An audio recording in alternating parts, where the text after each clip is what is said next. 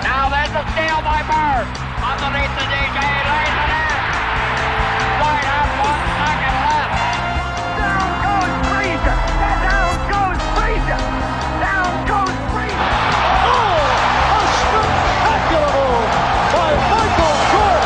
Oh, wow. In your life have you seen anything like that? No. Wide right. Little roller up along first. Behind the bag. It gets through Buckner. Here comes Knight, and the Mets win it. Oh, the band is out on the field. He's going to go in the end zone. He's going to go in the end zone. The Bears have won. The Bears have won. Oh, my God. You believe in miracles? Yes. It's the Davey Mac Sports Program. It's the Davey Mac Sports Program, where we talk to sports and other stuff, like snow, as we're getting a blizzard today on the East Coast. Speaking of which, where does a snowman go to watch porn? I don't know. The Winternet. Ha! I'm Roy Harter, and here's your host, Mr. Eastside David McDonald, everybody. There he is. Hey, there I am. We are actually dealing with a very serious blizzard, and I'm going to say straight up right at the beginning of the show. If all of a sudden you don't see the Dave man, and all of a sudden my screen becomes black or distorted or some bullshit happens, don't blame me. Don't give me the Daniel Bobo Curlin treatment. This ain't me not knowing how the fuck to work the goddamn computer. This ain't me not learning how to fuck to work my goddamn Bluetooth. This ain't me not knowing how to fuck to work my goddamn internet. This is just a bullshit. We're dealing with blizzard. Con, look at that. You can't, I'm getting a shot here of the outside, and you can't even, it's all white. That's the fucking Shining, ladies and gentlemen. I'm not even shitting you. Look at that. It is the Shining. I mean, come on. It's all white. My computer's having fucking issues all day long, but we had 1 week off. We had one of our, we take like 3 weeks a year, 3 shows a year about.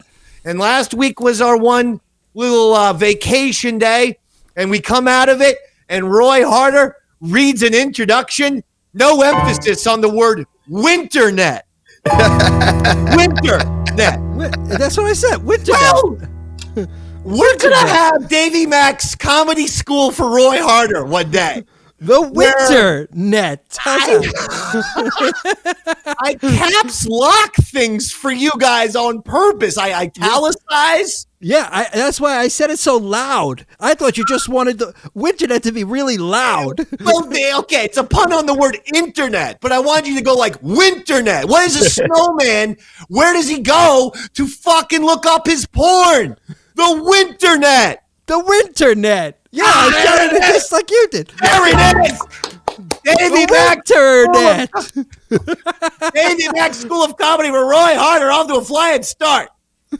Roy's a little Hedberg. Roy's a little Mitch Hedberg, like where you really have to focus on what he's saying to pick up the jokes.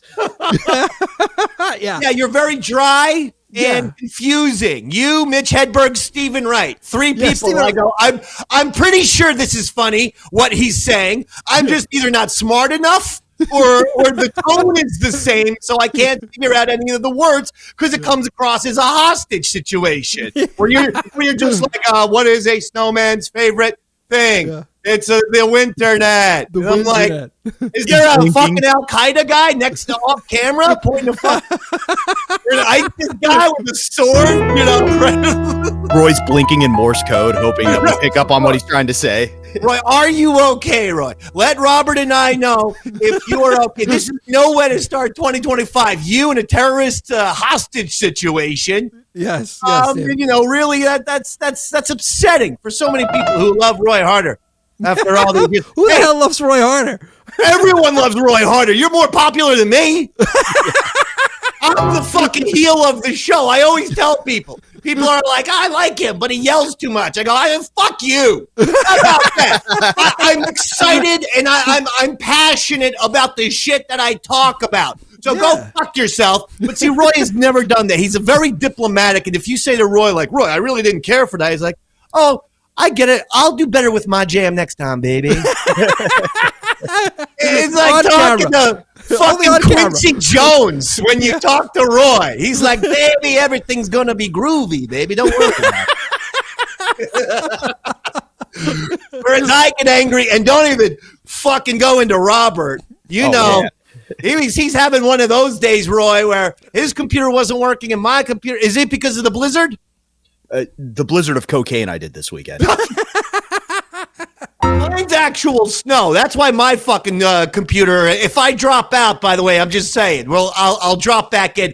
But for the live audience, this might be one that you enjoy on the MP4 that gets uploaded later. For all the people watching this live, you're watching this is like watching fucking Velvet Underground 1966 when it's like really raw, really like you're like, okay, they're cool, but my God, what the fuck? Roy, best Velvet Underground song. Let's go. This is going to be a hodgepodge type of show. I got so much to talk about, but I'm actually stalling about talking about topic number one, which is the New York Football Giants, because they make me fucking sick. They make me sick to my fucking stomach, and they make me fucking puke. So before we talk about the Giants and the misery that is that fucking franchise, best Velvet Underground song, Roy Harter, you're on the button. I was going to say, waiting for my man. Waiting for the man. Waiting for my man. $25 in my hand. Up to Lexington, up at night, up on up and up and up, I'm waiting for my man. Okay, classic. No love for Sweet Jane. Sweet Jane's another. Those are the two popular ones. But rock radio, Roy, FM. They would always play Sweet Jane, but they would always play the live 70s version that had like tons and tons of guitar. I was always wondering how come rock radio didn't just play the studio version. Because the studio version, he says, and the Colored Girls. No, that's Walk on the Wild Side. Oh my gosh. Oh, gee, how the hell did I... That's Walk on the Wild Side, dogs. Yeah. Then in that case, David, I don't have an answer to your question. I don't know.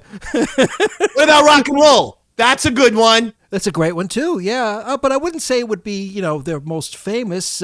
What's your favorite album by the Velvet Underground? That's the first really one with the banana on it. Oh, with the banana on it, okay. Andy Warhol banana picture on the cover. That's a good one. I'm very partial to White Light, White Heat. I think that's a good one. Great one. What about I'll Be Your Mirror by Nico? That was actually always one of my favorite songs. Nico has a special place in my heart because she's German and a junkie. Oh, the Roy Harter story. Yeah, it's like fucking looking into a mirror. Exactly. Roy will be her mirror. Good on, Bobby. And also, the accent really is thick. It's like Mick Jagger's British accent disappears. Yeah. When I was a kid, I used to think the Stones were from New York City. I didn't think like, what, they're British? Oh, but wow. Nico, when she's singing, she sounds like Goebbels to me. She's like, I'll be your mirror, reflect what you are, in case you don't know. I'll be the stars, the sun, and the moonshine, the light on your doorstep, the light at home. When you look, a light is in my mind. Oh, don't get that hand, Robert. See, if the hand stays out of focus, people don't realize I could just be going number one. Now, that time the hand is actually doing the proper. Pointing to something north, yeah. Yeah, I'm just pointing people, snowing, Dave. David. It's snowing. Well, look at this. Yay, see? You don't know what I'm doing when I do that arm gesture. Ladies and gentlemen, if you don't see the hand. All right, I've stalled enough. Yeah. I've stalled bring enough. Bring the pain, David. Bring the pain. Accept it. Well, all right. Let me stall a little bit more. How was your Christmas and holiday vacation, Roy? Well, it was good as could be. The kids are home now. They're back at school, and everything's returning back to normal now. Oh, hum. What did your very talented son think of participating in the Davey Mac Sports Program musical on Thanksgiving? Well, I never actually asked you that question because he did a great job. Oh, he did a great job. Actually, I was just talking to him about it, and I said, you know what? I think you're good enough to start playing some gigs. So he had a great time doing the show. Trust me, he really enjoyed it. I would invite him back. He's in the kitchen eating breakfast right now, but I guess he'd probably want to have some idea of what he was going to do first before he. Some people who don't have great listening skills, which makes them perfect Davey Mac Sports Program fans. Those people thought it was that boy was maybe Stanley Mac, my son. Oh, because of the red hair. Yeah, I told you we're gingers, the whole family. Myself, my son, How come though you have a George Clooney type of hair color? And I'm still rocking the red, although mine's getting more and more and getting browner and browner these days. Yeah, Dave, I got a couple. Don't forget, I have 25 years on you, so it's going to take a little time. But he said it. Eventually, he said it, not me. He said that, not me. Eventually, you'll get to this masterpiece, huh? I wanted that. Yeah, I'm okay with that. My hair should have its own Facebook page, huh? It looks good. I'm telling you. Sometimes I wake up, I'm like, man, oh man, how does this happen? I don't know. I think that every episode. I go, man, oh man, how did Roy's fucking hair happen? How do I get some hair like that? At the end of the day, he's got the nice hair, the beautiful house, the fucking biggest. Again, the band could have recorded Shangri-La in Roy Harter's studio. It's that big. There's that much room. It's Robert and I really need to consider killing Roy and taking everything he has. I don't know if that's how property rights work. It's all a mirage, David. It's all a mirage. It's not. We were at your house on Thanksgiving. Yeah, but if you take away the house and the hair and you look inside the body, you see what's actually going on. There's all kinds of problems, dude. All kinds of fucked up back shit and kenosis, spinal issues. Don't worry, it's not all it's not all blood and roses here. All right. I thought you were talking about your character. So if you look on the inside, you see a still better person than Bobby and Dave combined. Well, I mean, Robert, what did you do during the vacation? You smash your computer with a hammer multiple times? Is that what happened? I should have, based on how shitty everything is today. But no, I went home and saw my family. But I think I got my best joke of the year so far. Oh, at a stand-up, routine or no? This is from a Christmas present. So I got a toothbrush for Christmas, which we don't need to talk about. Should you wrap a toothbrush for somebody? That seemed a bit insulting. Whoa! Yeah, let's not go past this. First of all, is this an electronic?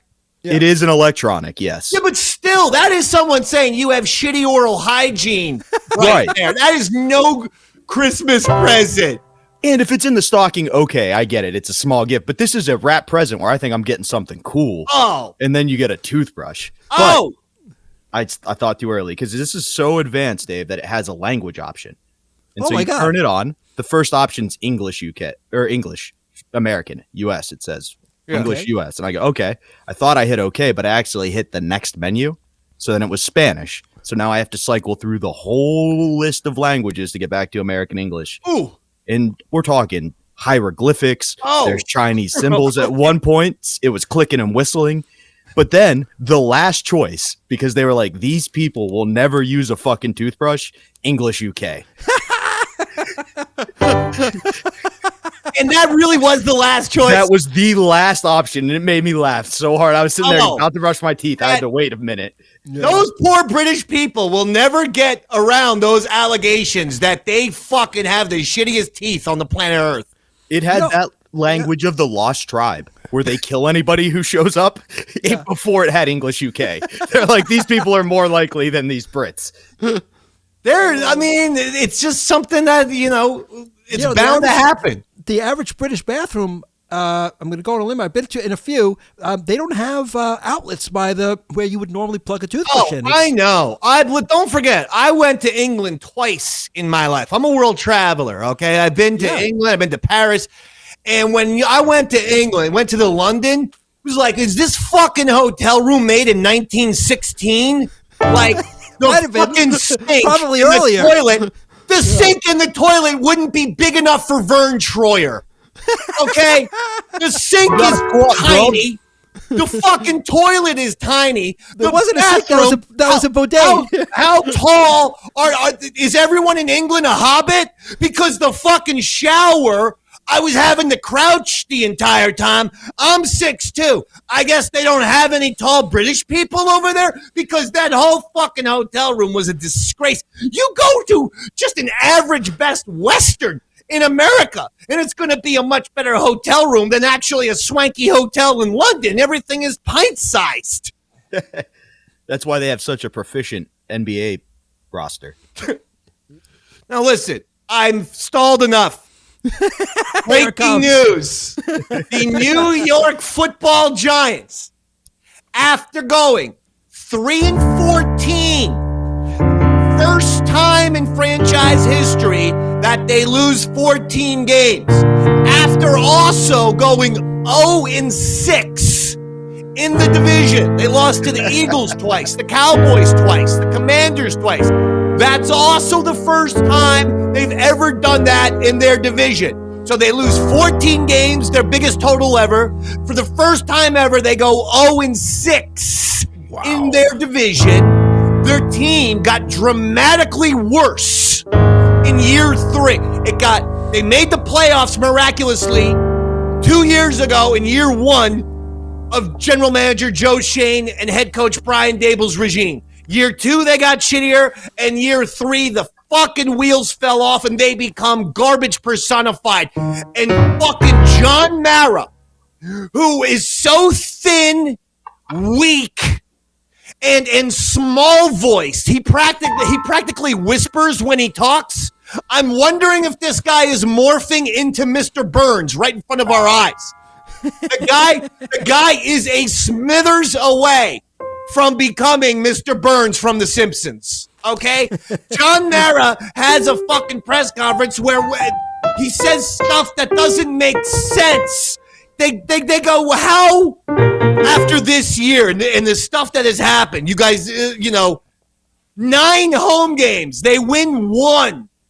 14 losses, first time in franchise history. 0-6 in the division, first time in franchise history, and got considerably worse each year. How do you retain these guys? Why did you not fire these 2 nitwits? Why are the Giants coming back with these 2 idiots? And he says, I liked what they had to say on Friday. You mean 2 desperate people who are fucking desperate to save their jobs fed you a bunch of bullshit, and you bought it, you weak-ass bitch. John Mara, put yourself squarely on the Shizer list. Shizer, you're the one that we despise. Oops, Not only pretty good. has the team gotten worse, let's refresh some of these decisions. On national television, with the owner saying if Saquon Barkley, our most popular player, goes to the Eagles, I'm going to have a hard time sleeping at night. Not only does Joe Schoen ignore that, but he pretty much shits all over John Mara in basically saying, the owner just said something to me on national TV. And am I going to take that into consideration? No, fuck the owner. I'm going to let Saquon walk to the Eagles where he rushed for 2,000 yards and should have broken the record if Sirianni wasn't such a bitch. We'll get to that later. Did you see his new commercial, Dave? Speaking of that, Saquon's new commercial. He's in a mattress store. It's him in a bed, and he just goes, hey, I heard some of you are having a hard time sleeping. I'm not, thanks to these new mattresses. That's right. Yep. He made fucking John Mara a goddamn laughingstock. But that's a Joe Schoen and Joe Schoen only decision. But that's not all. When everyone knew that Daniel Jones, a Duke quarterback, was just mid. That's all. Dukey. Just mid. Just okay. Joe Schoen went out and gave this motherfucker $160 million for 4 years. Whoa. Now, for every fucking Giants fan or these suck dick Giants reporters like Jordan Raanan and Art Stapleton. These 2 motherfucking Giants beat reporters who all they do is kiss the ass of John Mara, Joe Schoen, and Brian Daboll. These guys keep telling me, well, they deserve a chance to get their own quarterback. They had that chance. Don't give Daniel Jones the 4-year contract extension worth $160 million. That was their chance. They had the opportunity to get their own quarterback 3 fucking years ago. They chose not to. That was their opportunity. Don't give me this, well, it's about to. Daboll and Schoen need to get their QB. They had it. They could have said, Daniel Jones, great season, thank you so much. Go out and get as much money as possible. We're going in a different direction. Some people probably would have been a little bit flabbergasted about it, disappointed, because Daniel got him into the playoffs. Well, guess what happened? They beat the Vikings shockingly, but then they got fucking destroyed in their next round. It's like the Giants forgot what happened the following playoff game after they beat Minnesota. They got annihilated. And then the fucking next year they sucked. And then the year after that they sucked even more. They had their opportunity. If Joe Schoen just says, you know what? This guy's not a $160 million quarterback over the course of 4 years. $40 million a season for Daniel Jones? At best, the 17th or 18th quarterback in the league. And that's at best. But when you say Joe Schoen deserves his opportunity at a quarterback, he took his opportunity. He made his bed with Daniel Jones. He needs to lie in it. They fucking blamed Daniel Jones this year for shitting the bed because he did. And they booted his ass off the team. So why does Joe Schoen have a fucking job? Be careful, David. You might break the internet. Am I still on? Yeah, loud and clear, man. Or until you accidentally unplugged yourself. No, you're good, Dave. You're good. I love the rant, man. Oh, shit. He did disappear. While he fixes that, I'm a little worried, Roy, because if we're judging people on their ability to do their jobs, yeah, it may not be long for this network. Hey, listen, we're getting through it, buddy. We're getting through it. Oh, yeah, one day at a time. With all these obstacles, we still managed to pull it off. So, hey. And motherfucker. Oh, there he is. Motherfucking bitch. They make me knock off, and I can't even blame that on the fucking blizzard. That was the fucking tornado of Davey Mac is what that was. That was like me on the blizzard of cocaine, just destroying shit. Hurricane David is here. I'm so aggravated. Can you hear me? Yeah. Okay, I accidentally just hit my mute button.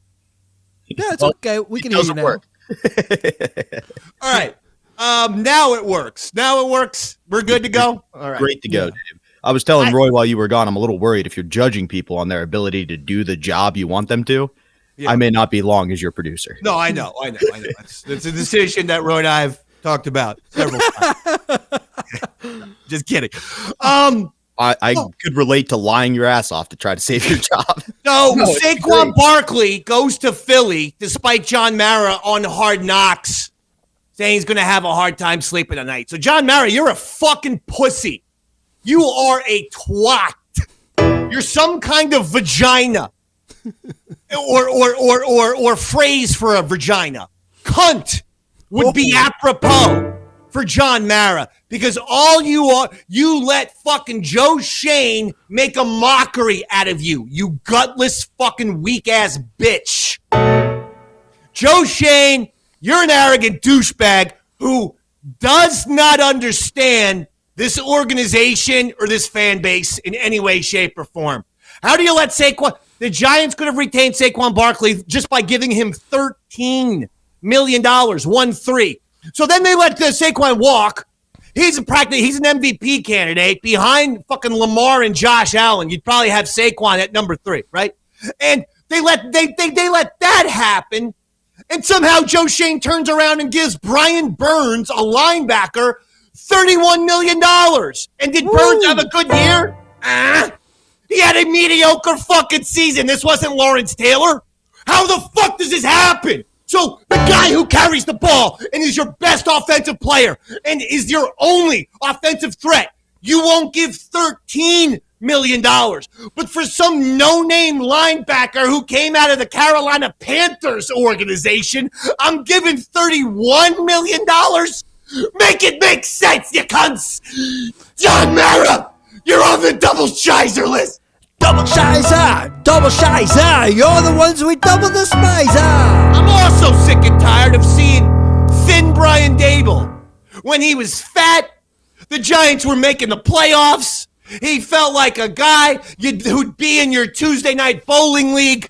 Yeah, and now he's just some fucking weird-looking, thin, creepy guy. You must be on the Ozempic, David. And let me tell you something about that Ozempic. Quick sidebar. It lowers your drive, and it does something to your brain other than just losing fat. How would you know? That may have something to do with it. What's that? How would you know? You've never been on Ozempic. You're a thin man. I'm a thin man. However, I know other fat people who are on Ozempic. So, and it works. Do I know any of them?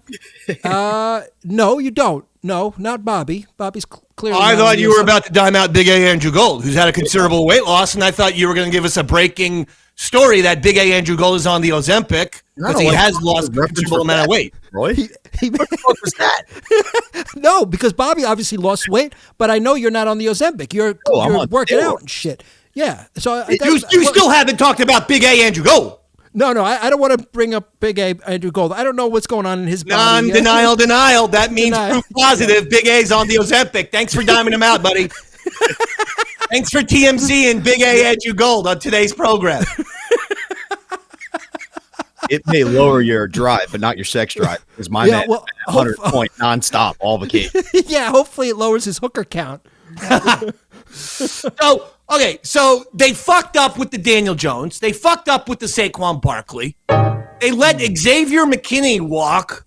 He's got more than twice, maybe 3 times the interceptions for the Packers this year that the entire Giants defense has. Yeah. He's going to make a Pro Bowl. Last year it was trading away Leonard Williams for absolutely nothing. You know, they're letting all of the great Giants get away for nothing. If you Xavier McKinney, we couldn't then trade him last year and get a whole bunch of picks for him. That's also why Joe Schoen's in over his head. He's made one bad deal after another. You can't tell me what Joe Schoen has done correctly. Choosing Malik Neighbors in the first round of the draft pick. Well, who couldn't fucking tell that an LSU guy, which is essentially wide receiver university, who couldn't tell me that another fucking LSU star wouldn't be good in the NFL? Okay, you don't get credit for fucking drafting the obvious. Gah! Sorry to see you this bad, David. It pains me. I just don't get the Yankees and Giants anymore. You know, like fucking George Steinbrenner would never be okay with how the Yankees operate and losing out on Soto. And I was hoping at least the Giants would do right by me and fire fucking Shane. Daboll, I said before, casualty of war. You know, I don't hate Daboll as much. I don't think he's that good. But, you know, okay, fine. You don't want to fire. But Shane needs to go.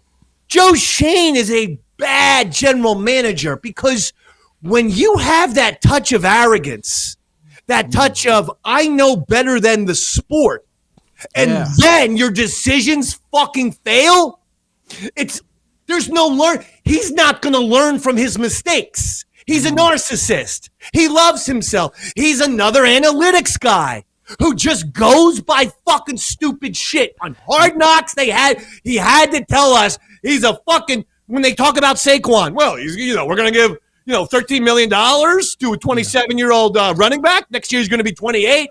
Yeah, what's supposed to happen when he's 28, Joe Schoen? Is Saquon's fucking legs supposed to fall off? Like, what was supposed to happen? He turns 28, and all of a sudden he's as old as a cast member of Cocoon. Like, elite athletes are staying in their prime longer and longer across all of sports. Yeah. Pay attention. Get your fucking head out of your fucking ass. And understand if you're an elite athlete, your prime is moved back these days. God. And he's doing everything he can to extend his prime. Like, he sat out the first game against the Giants the last couple of series, even though he could have broken his single game record. He sat out against the Giants this game to rest for the playoffs. Like, he took that personally and is going to do everything he can to extend his career as long as possible just to shove it down I will the say Giants' this. throat. I'm done with the Giants right now. John Mara, I fucking hate you. And I'm going to dedicate the next couple of Septembers and Octobers, the Knicks and the Yankees. September and October belongs to the New York Yankees. November and December belongs to the Knicks. I'm not going to a game until Schoen and Daboll is out of there, and I encourage every single New York football Giants fan, not only do you not go, fucking go on eBay and sell those tickets to the opposing team's fans. If you're playing the Eagles, go on eBay and sell your Giants tickets to Eagles fans. Not only don't show up, give your tickets to the opposing team's fans. So that makes the biggest fucking statement of all. That Eagles fans and Jets fans or whoever or Cowboys fans will be cheering for their team in Giant Stadium. And I know technically it's MetLife, but it's still Giant Stadium to me. Okay? And that's what you have to do. These fucking moronic owners and CEOs never understand anything until it affects their wallet. So go fuck them. Take your seats. Sell them to somebody else. Don't show up to any more Giants games. Sorry. Yeah, I can't think of a better way to send a message to a CEO right now. I can't, Robert. I don't know what you're referring to, but I'm not. I do. I do. I sure do. Well, I don't. This isn't would the make the Davey Giants Mac Health. better. This ain't the Davey Mac Health Insurance Program. It's the Davey Mac Sports Program, okay? And don't fucking talk over my joke when I clearly go into one. I think there was a lag there. My bad. Yeah. Shut up. I'm so aggravated by the Giants. So as for Nick Sirianni, listen, I told you that little weasel, that little rat-faced fucking rodent douchebag was an asshole. People say don't judge a book by its cover. They're totally wrong about that. Actually, you can judge most books by their cover. I remember getting The Shining and being like, this fucking cover looks awesome. I don't know who this Stephen King guy is. When I was like 11 years old, I found it in my parents' library. They had a nice little library. Ooh. In the old Spring Lake house. Yeah. So I took out The Shining, and it was just like this little cartoon kid, but no face. Oh. And I go, this looks like a cool fucking, I'm going to judge this book by its cover. It turned out to be wonderful. I've been telling you forever, judge books by their cover for specifically sports coaches and athletes. Nick Sirianni looks like a douchebag. Nick Sirianni is a douchebag. And let me tell you why. When you have an opportunity to get the NFL rushing record, it's bigger than just a playoff win. It's as big, maybe even bigger than a Super Bowl, since the Eagles have won one already. Okay. When I was a kid and Walter Payton got the record, they stopped the game. It was a huge deal. And then 10 years later, or 15 years later, when Emmitt Smith broke Walter Payton's record, again, they stopped the fucking game. It was a massive, massive deal. Mm-hmm. Can you imagine if Aaron Boone 2 years ago said to fucking Aaron Judge, hey, we're going into the postseason. So I know you could get 62 home runs and break Maris's record of 61. We're going to sit you out these last few days. We got a postseason run to think about. That's not how sports works. Yes, sports is about championships, 100%, but it's also about great sports moments. When you have a chance at history, think of all the NFL documentaries that would be made after Saquon broke the record. Think of all the specials. Think of all the fucking highlight reels. Think of all the charts they could have done. Think of all the fucking lists they could put on YouTube and shit. A history-making moment that is gold for years and years. Not just to the NFL, but also to the Philadelphia Eagles. And think of, most importantly, the fans. For once in your life, can someone from the NFL think about the fucking fans? Is that too much to ask? When a guy is 100 yards short was Saquon Barkley. They're playing against the fucking shitty Giants. Saquon could have, and I'm not even exaggerating, Saquon could have gotten that in the first quarter. He certainly could have gotten in the first half, and then you rest him. But for that shit to fucking happen, for that shit to happen is unexcusable. Nick Sirianni putting himself and his team against everyone else, and if the fucking Eagles just sign out and sign back in. Yeah, that's how it works, Roy. This blizzard's killing us, but we're fucking making our way through it. We're going to be like that, the Donner Party, who fucking made their way through the blizzard and then had to eat each other. I'm going to eat myself with all the editing I'm going to have to do to make this work. Speaking of The Shining, that Nicholson brought that up in the car. He's driving, and he's like, yeah, the Donner Party, one time, they were a bunch of cannibals. And remember, Danny's like, you mean they had to eat each other up? And he's like, yes, they did, Daddy. They had to eat each other up. It's like, has he turned evil already? In the book, he's supposed to turn evil because of the Overlook Hotel, not on the drive to the Overlook Hotel. He was already there. But back to Sirianni. There you go. When you have that opportunity to give it, and that's, it's almost bigger than even Eagles fans. Because if that shit was going on, you would have seen, picture in picture, no matter where you were in the country, you would have had people, that game would have popped up picture in picture, Saquon Barkley going for the record. If he rushes it, here we go. Same thing when, McGuire and Sosa were going for the fucking home run thing in 98. Like that, when you go for these big sports records, it's even bigger than, dare I say, a Super Bowl. It's history. For Nick Sirianni not to understand that means this is officially confirmation that he's got his head stuck up his ass like the arrogant, twatty little douchebag he is. Sirianni, you're on the Shizer list. Shizer, you're the one that we despise. What a pussy. What a twat. There's a lot of Shizer going on around here today, David. Yeah, there is, Ron. Damn right. Yeah, I see that. Yeah. Not happy. I'm not happy with the NFL right now. They've made a laughingstock of my team, and my team's going to stay a laughingstock because this is what's going to happen. Joe Schoen and fucking Brian Daboll are now going to panic and get the fucking quarterback and make all these type of moves to save their jobs next year. To be like, okay, we have to make sure that fucking Mara doesn't kill us next year. So they're going to make a whole bunch of moves, and then those moves will be like bad Dave Gettleman contracts. He was the general manager before Shane, who just went crazy with, remember Kenny Gollard and all these fucking shitty guys that Gettleman brought in and overpaid. And that set the Giants back. And these two fucking nitwits are going to set the Giants back another 5 years. All right? This is as clear as day.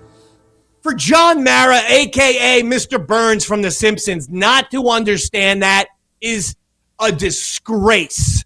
For Nick Sirianni not to allow Saquon to get the all-time home run record is embarrassing. It's embarrassing. How about fucking thinking of the fans once? Does the extra game influence your opinion at all? What? The fact that Saquon had an extra game to do it, if he came out and said he respected the record and wanted to break it in 16 instead of 17, it was his choice or something, would that influence your opinion at all? No, I can't. I can't go there. That's like the Roger Maris asterisk with Babe Ruth because Ruth hit his 60 home runs in 154 games, and Maris needed 162 games to hit 61 when they expanded baseball by 8 games. Look, the games are the games. The records are the records. Is it a single-season record? Yes, it is. And also, Nick Sirianni, here's why he needs to win the Super Bowl now. Yeah. Because he will lose that locker room. The guys who wanted to go for it was the offensive line. Because the offensive line loves the rushing records. They feel like they have part ownership in those rushing records because they do. They're blocking for the guy. So all accounts in Philadelphia said the offensive line wanted to go for it, and thus Saquon wanted to go for it to back up his boys, the offensive line. And Sirianni still said, fuck you guys. It's all about me, Nick Sirianni. And he's not getting hurt, by the way, against the Giants. Giants couldn't hurt a fucking gingerbread man. The Giants are weak and soft and run by clowns. Fucking Giants. Saquon would have had 100 fucking yards with 2 minutes to go in the first quarter. The backups got almost 200 apiece. I know. Brian Burns was out there. Kayvon Thibodeau was out there. These fucking great Joe Schoen draft picks and free agents and everything, they were out there yesterday on the field when the Giants got pulverized by the Eagles' third string guys. Giants played their starters. Eagles played third stringers, and the Eagles fucking killed the Giants. That should tell you all there is to know, except somehow John Mara feels like Shane had a good draft class, or he may, or he had good free agent pickups. On what planet? Do you get any of that Francesa stuff, or was the blizzard too much? I've got it all ready to go for you, Davey Mac. Whoa. I was going to be okay if you said no, because it's fucking blizzard. And I need to go to the store. No, I don't. If you got it, I want to play. Because the first one's good. I need a palate cleanser from the Giants. Okay. Do you want to start from the first video you sent me? Yeah, we'll do them in order. But Roy, in case you didn't hear the news, because I know you're a very busy man, Jimmy Carter died. Oh, dear. He's the president, Jimmy Carter. I know him as a peanut farmer, David. Now, Jimmy Carter also one of the presidents who saw a UFO. That's true. That's that. Yes, that's actually true. That's true. I don't know why that was never. That's true. You know, that was never further discussed. But I discuss it all the time. I fucking bring it up all the time with my kids when I want to portray myself as daddy has gone crazy. I talk to them about the presidents and the UFO scenario. Like Eisenhower meeting with an alien. According to Eisenhower's granddaughter, Eisenhower met with an alien named Valiant Thor. You can Google all of this. And Valiant Thor was human, was human looking. Apparently, from like the Andromeda galaxy, the aliens do look like humans.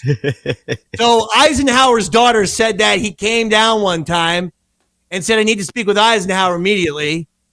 And he inspired Eisenhower to then give his, that speech about the military-industrial complex. Google all of it, Roy. okay, I'll check that out for sure. And to answer your Jimmy Carter question, there's actually a profile piece called "The Day the President Cried," where it's about Jimmy finally sitting down with the CIA and them telling everything and telling him he couldn't tell it because it would lead to worldwide panic. And yeah, we gotta. Right now, the world needs the alien admission because I honestly think it's the only thing that will bring human beings together. I honestly believe that. Oh, also Reagan saw a UFO in Air Force One. Google that too. That might have been his dementia. Oh, also George Washington saw aliens who put a vision in his head of you're going to win the war, and then he foresaw the entire map of the United States of America and even the capitals of all the states. Oh, yeah? Google that too. Okay. Everything I said is Googleable, Roy. I know. There's just a lot of Googling involved here. Did you hear Trump saw aliens too? He Trump said, saw an "Get 'em the alien? fuck out." Wait, what? He said, "Get him the fuck out." Okay, Yeah. please. Anyway, Jimmy Carter died, and Mike Francesa gives one of his patented Mike Francesa eulogies. You remember when Pete Rose died?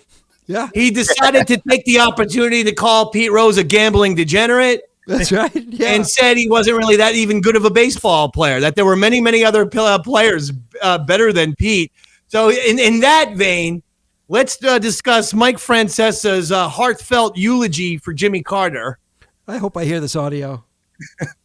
That former President Jimmy Carter has passed away at the age of amazingly 100. Oh, disappeared. I don't know if he's the first president to ever make 100. He was not a great president.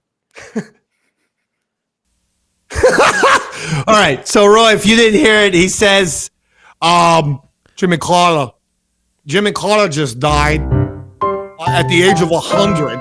Okay. I'm not even sure, okay, if anybody else has made 100. Anyway, he was not a good president. Nice eulogy, Mike. You threw out a factoid that you didn't even confirm about the 100 years old scenario, and then you follow that fucking weirdness up with, he was not a good president. And again, all of these things may be true, but does Mike understand when you have the breaking news eulogy that you should kind of try to take a more tender approach when it's breaking news? The thing about Jimmy Carter, the Iran situation, the hostages, okay, that was on the Carter too. That made him look like shit, let's be honest. The Iran with the hostages and the people. You got your Americans and this and that, and then there was the gasoline prices.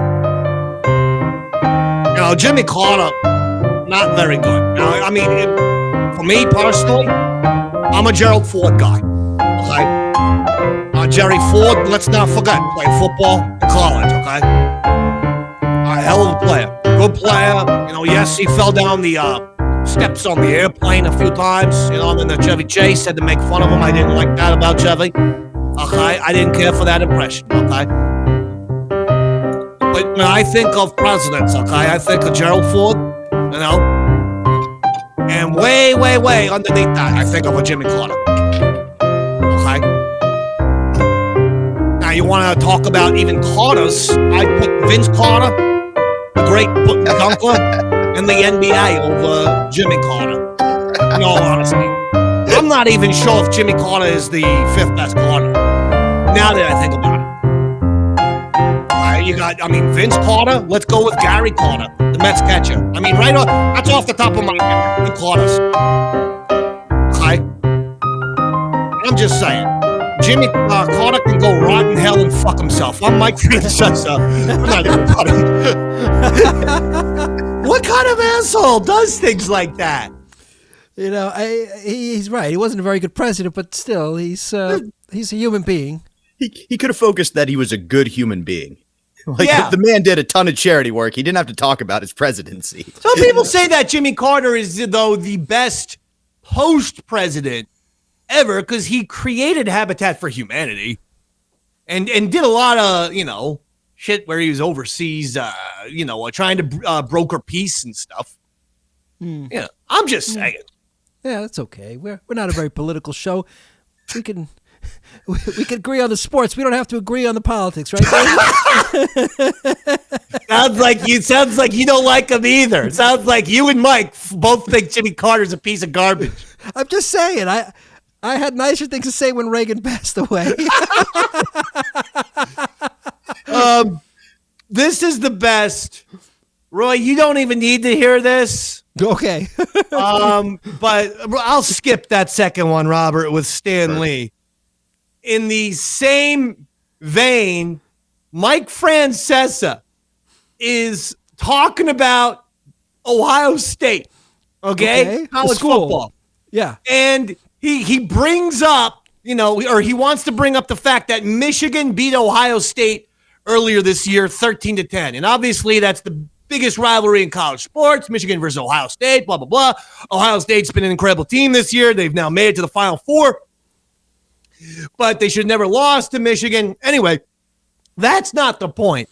The point is Mike Francesa forgets the score of the game. That's fine. But he's Googling live on the air the result, the score of the Michigan-Ohio State game. How fucking long does that take? Bro, you should be able to put in Ohio State, Michigan football 2024. The score, that should take you 5 seconds to put in your goddamn Google search box and for you to get the result. Search, hurry up and search, Mike. Fucking speed it up a little bit. And instead, it's like, so he does 40 seconds of, we'll try to play as much as we can before I can't take it anymore. But you almost don't have to hear it because it's small noises. It's like this, Roy. Ready? Don't play it yet. This is what he does. Let's see. Let's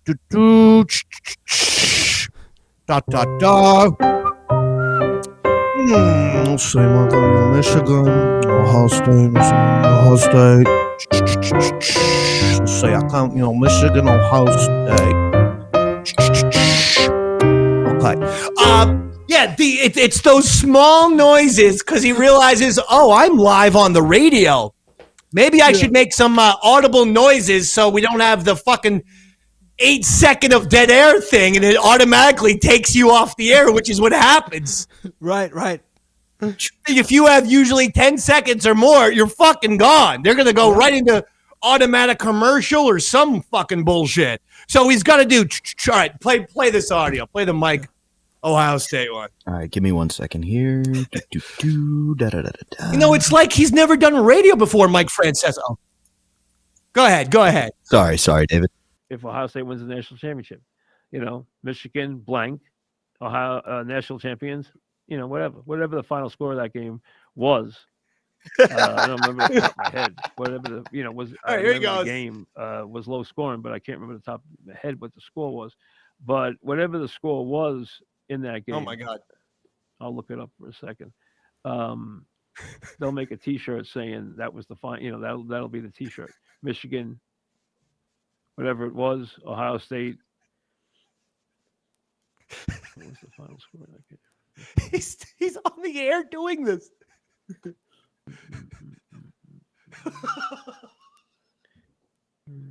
I mean, I guess he doesn't have a Robert in the booth, huh? He's not. What the fuck? Like he's still doing it. I mean, surely there's a producer in somewhere in the vicinity. I know. And so for people thinking he's frozen, he's not. He's still looking it up on his fucking phone. Look at this guy. He's not frozen. Do you think he got a text that he decided to answer? 13-10. He finally, that was all dead air. Yeah. Until and by the way, the whole thing was for a stupid joke of that Michigan was going to make T-shirts and that Michigan should make T-shirts this year that say 13-10. Well, the rule number 1 of making a joke, don't forget your fucking punchline, dummy. Yeah. You better put it in capital letters. If you don't know the score of the game, don't go into your dumb T-shirt line. Michigan's going to make a T-shirt this year where they, I forget what the score, let me see here. Michigan's going to, well, let me tell you something. Michigan definitely going to make a T-shirt. Okay, just hold on 1 second. I'm going to tell you what that T-shirt's going to be hold on. Michigan's, I can't wait till Michigan makes this T-shirt, okay? Well, let me say something here. All right? Let me say. I mean, by the way.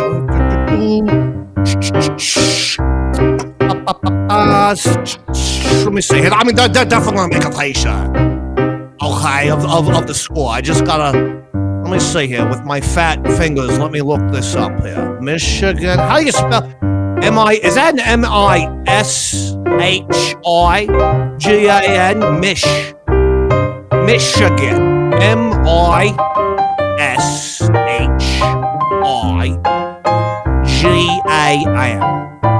Now, they're saying they're trying to correct me here. Let me see here. They're saying Michigan is spelled with a C. That can't be right, can it, Johnny? Eddie, look that up to see if Michigan is spelled with a C or an S. CH or SH, Eddie. Look that up for me, okay?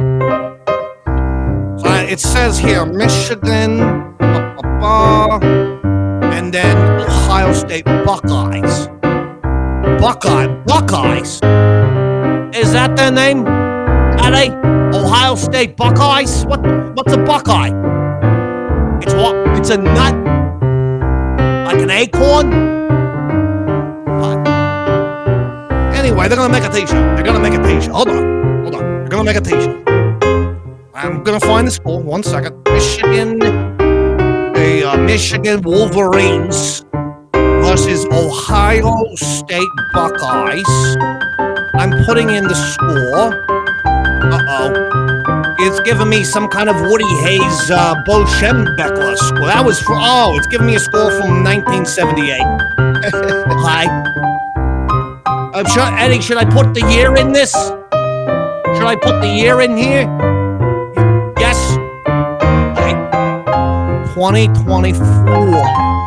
Not to be confused with 1978. Let me just put this in here, Eddie. Not to be confused with 1979. Also not to be confused with Jim Harbaugh. Okay. Not to be confused with 1984. I'm putting you. Excuse me, Eddie. I don't need to type in not to be confused. Look, Eddie, I'm gonna look up things the way I know how to look up, Eddie. Okay, Eddie? Eddie, don't forget who runs this station. Not to be confused with 1992. Okay. And they're gonna make a t-shirt. This is definitely gonna be a t-shirt. Ohio, Michigan Wolverines. I'm getting Chris Webber and Jalen Rose. Okay. I'm not doing something right. Excuse me, Eddie. They're what? That's the Fab Five. The basketball thing. Okay. Eddie, I'll do my job. You do your job, Eddie. You just get me in and out of breaks, Eddie. That's all you're fucking good for. You just push the fucking commercial break when we gotta go to commercial break, and you what? I thought my talkback button was working now, so the audience can hear all this. Motherfucker, Eddie. Eddie, I was supposed to be talking to you just with the talkback button, so the audience. You fucking sellout, Eddie. You set me up, Eddie. Anyway, they're gonna make a t-shirt out of this. Michigan, Ohio State. 13-10, and that's your t-shirt. I'm Mike Francesa. Go fuck yourselves, America. Michigan, terrible football team. Yeah, right. Michigan, awful. The guy has never said anything positive in his entire life. It's if you have, say if you're, we'll go with Josh Allen, right? Mm-hmm. And you go 25 for 30 in the game. 350 yards, 3 touchdowns, no interception. Okay. 1 rushing touchdown, too. You know what Mike Francesa says with a game like that? Not a terrible game from Allen. Not a terrible game. He can never compliment someone and just be like, that was a great game. Yeah. If you call Mike's show and you fucking give him like a trade that's like, actually, this makes sense, it works, and they probably would do that, not a horrible idea. Not horrible. Yeah. No, Mike, just say good idea. That's not horrible. Sounds like my father. Sorry, didn't want to go there. Well, you did. You did. Just subconsciously went there. Voluntarily, of your own. Sounds like you, Daddy. Your dad from Germany. Yeah, Frankfurt. Berlin? Munich. Oh, where? Bavaria, the Bavaria area. Münsterstadt was technically the town he was from. It's in Bavaria, northern kind of Germany. The Black Forest. You know, right? So the Black Forest. Spent some time in Argentina and then came here. Yeah, he came back. Yeah. And when you were a young man playing soccer, Yeah. you told me once that your father would embarrass you because on the sideline he'd be screaming, "Schoen's the goal in Royalton! Schoen's the goals in Royalton! Kicking's the Saquon's balls in! Yeah. Kick it past the goal in Royalton! Schoen's the goal in Royalton!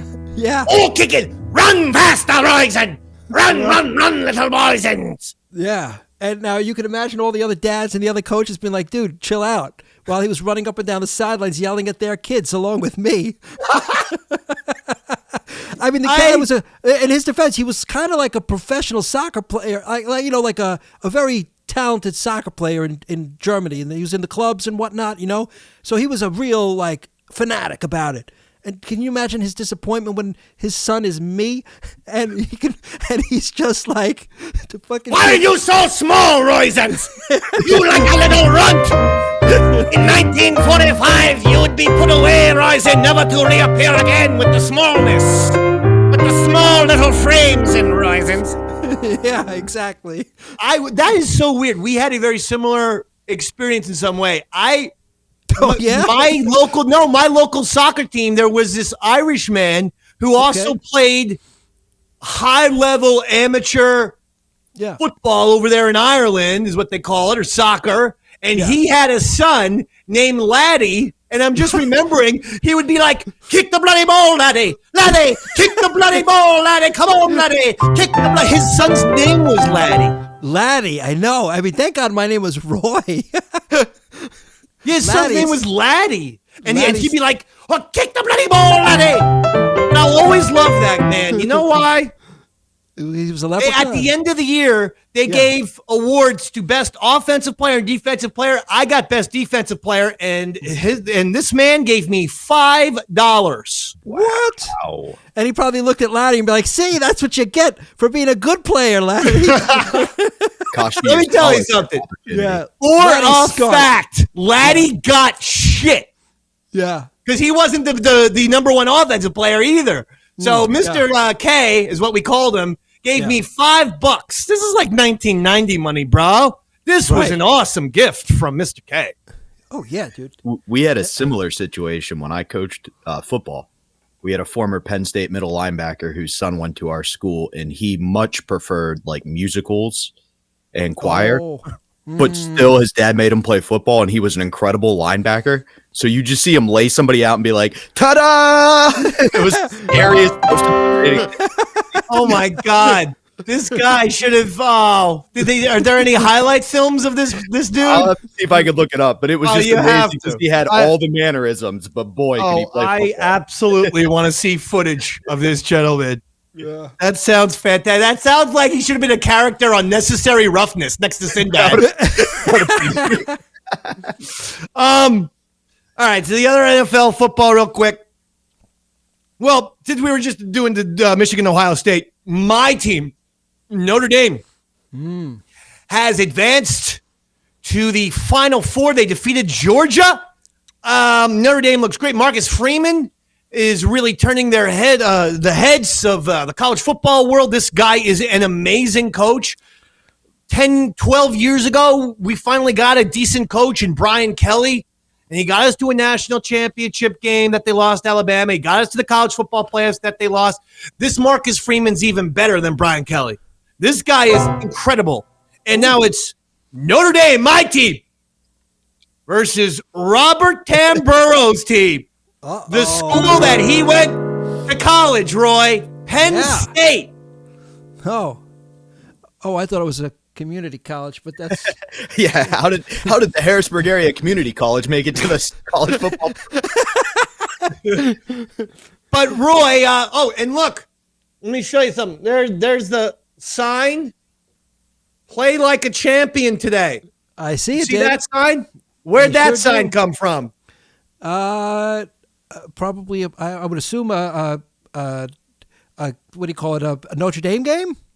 No, Robert. Do you know the answer? I do. Go ahead. It was a gift from the Ron and Fez show, currently the Bennington show, to you. It was the poster that Fez would slap every day when he was trying to get Earl to be better. Yes, this was the sign in the Ron and Fez office.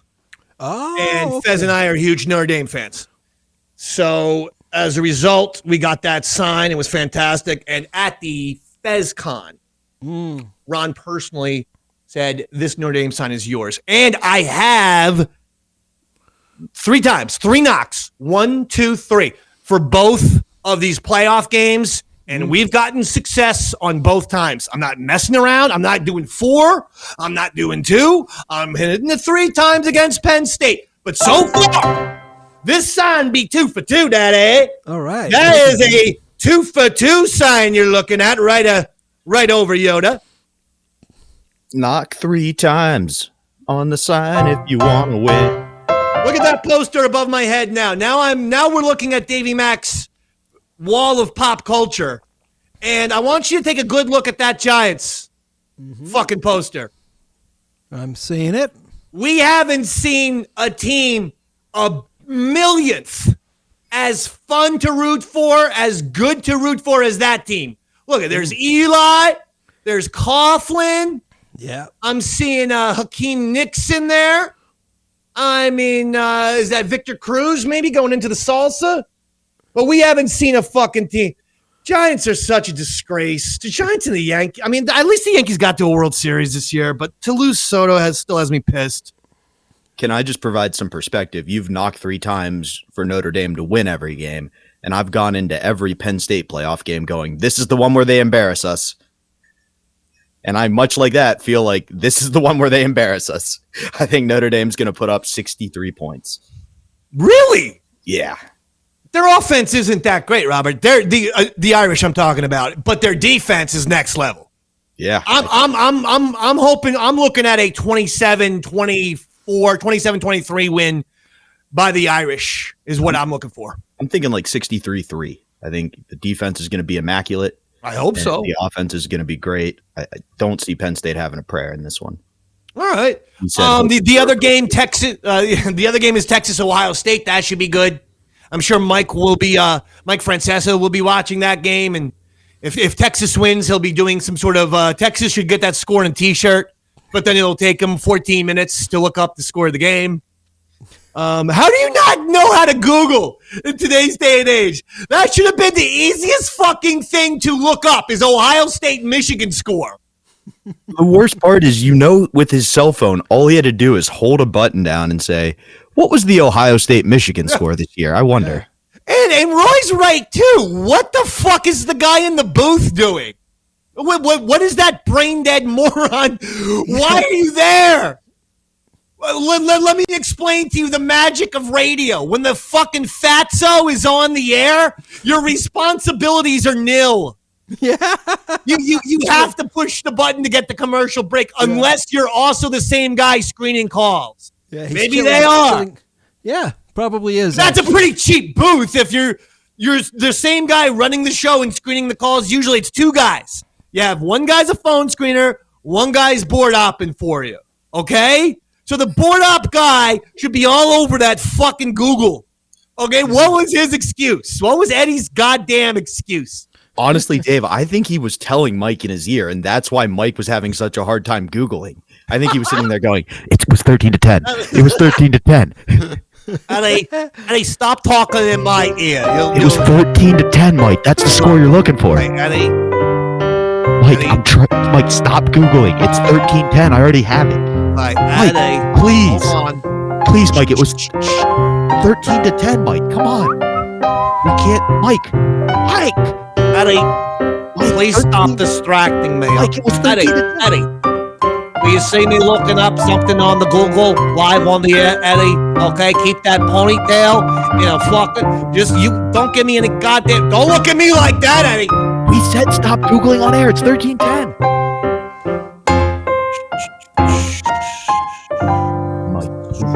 Apparently the score was 13-10. What, Eddie? I'll tell you what, Eddie. I'll tell you what, Eddie. You fucking give me any more lip, your ass will be in the parking lot. What? There Wait, that's my favorite line that Bill Parcells said to Bill Belichick on the fucking one of the absolute best 30 for 30s that ESPN ever did was the two Bills about Parcells and Belichick. I've watched it a million times. It's fucking great. But one of the times is that Bill Parcells, the head coach of the Giants at the time, and Belichick, the defensive coordinator, I don't know what kind of lip Belichick gave Parcells. Belichick was not mic'd up, but Parcells was. And Parcells says, I'll tell you what, don't give me any shit, Belichick. Your ass will be in the parking lot. He's saying this during the game. And they go to Parcells and Belichick, and they go, what was that all about? He's like, oh, he knew. That was nothing. That was shit during a game. I was like, you know what? That makes me feel good. That makes me and Robert's relationship feel fantastic. He knows what he did wrong. Even Belichick was like, no, yeah, absolutely not. That meant nothing to me. Yeah. Fucking Giants, man. So Rodgers. Okay. Did Rodgers play his last game yesterday? No. His next game is going to be played for the New York Giants as they roll the dice and try to gamble on Aaron Rodgers. If they do that, I'm done. I will not be watching the Giants. I won't watch the NFL anymore. I already have the Fighting Irish getting the job done on the gridiron for me. I just might drop the NFL entirely if the Giants do something stupid like that. Look, Shane, I know he wants everyone off his back. Go get Shedeur Sanders. I think Rodgers is done. Do you remember when I, right here on this program, told you based on that, celebrity golfing thing where they would get Phil Mickelson and either a Tiger or just some other big-time golfer, and they had Peyton and they had Rodgers. Oh, it was Rodgers and Bryson DeChambeau, I think, were one team. And then Peyton and Mickelson, I think, were the other team. Anyway, you could see every time they talked to Rodgers, you could tell he doesn't have passion for football anymore. They're like, Aaron, are you coming back next year? And keep in mind, this is like 2 years ago, maybe even 3 years ago at this point. And he's like, I don't know. We'll see. I'm not really sure about, what I'm going to do. I'm just going to, we'll see. I'm going to reflect on it and get all fucked up on the ayahuasca in Peru and shit, Go to some fucking Aztec temple, fucking fry my brains out, Probably, inject some tarantula semen right into my brain and just trip balls is what I plan to do. And then I'll make a decision afterwards. I called it on this show. He don't have a passion for football anymore. Jets didn't listen to me. I think if you're the Jets, you're crazy to want him back. But I don't think Aaron Rodgers is coming back. I'd be a little bit surprised about that. I would too. Right? I don't think it was so much the drug use. I think a lot of these guys heal their anger and then they stop being good. Like the anger is what fuels them to be great. We all hear the story where Jordan goes, and then I took that personally about Isaiah Thomas. All these legends, they ride their anger. Even Josh Hamilton in baseball, when he started healing all of his aggression and everything, stop being the dominant athlete they were. It might make you a more healed person, but it doesn't make you a good quarterback. Nope. And his new girlfriend needs to dump his ass the way that Olivia Munn did and got him a couple more MVPs after she fucking broke up with him. Yeah, go fuck some half a gay from SNL. So you got so that's going on right there.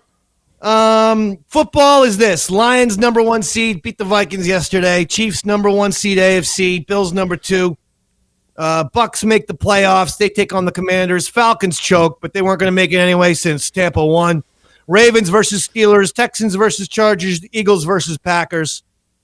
Bengals knocked out because Denver wins. They play the Bills in the first round. So I'm excited for the NFL playoffs. Knicks still third in the Eastern Conference. They had won 9 in a row. They've lost 2 in a row, but they'll get their mojo back. At least the Knicks aren't the Giants in off-the-rails disaster. So I have Notre Dame and the Knicks keeping me company.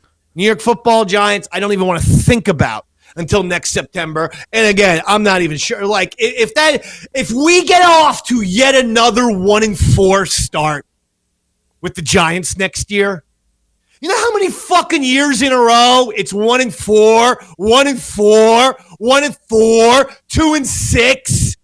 Every year we're done by Halloween. We are over by Halloween. You just described my record every year of high school. 1-2, 1-2, 4-6, 4-6. You guys sucked. I was a lineman. What do you expect? Offensive or defensive? I played both ways. That's how bad it was, Dave. You play. I'm going to call you Travis Cunter. There you go. And on that note, we're going to go away now. I don't even know how we were able to do this because my internet, I'm looking at my TV, is actually down. Yeah. So it might take me a little while to upload all this shit. Yeah. Before we go, Dave. I actually have to sign out myself, David. So we're out of here. We're out of here, Roy Harter. Okay. I thought Bobby was going to go into something else, but I just had one thing to cheer you up quick if you wanted to see it. Somebody does have your back. I don't know if you caught this on the internet. Somebody who you stood up for, standing up for you. For someone who had my back when not many people did, Dave McDonald, thank you. Also, I love the Davey Mac Sports Show. That's awesome. Shit. That's fantastic. That's some fucking Forrest Gump technology right there, my friend. Thank you, Leo Cody on Twitter. We appreciate it. Leo Cody. Oh, and Leo emailed me that too. But I did see that on Twitter. That was awesome. Thank you so much, Leo Cody. All right, that'll do it. Davey Mac Sports. We are back for 2025. Roy Harter, thank you so much. Anything to plug real quick? Nothing for me, David. Robert, anything to plug real quick? This weekend, I'll be at the Majestic Theater in Pottsville, Pennsylvania, if you feel like coming out. All right. Nothing for me. That'll do it for Roy Harter, Bobby Tamburro. My name is Eastside Dave McDonald. Good night, everybody.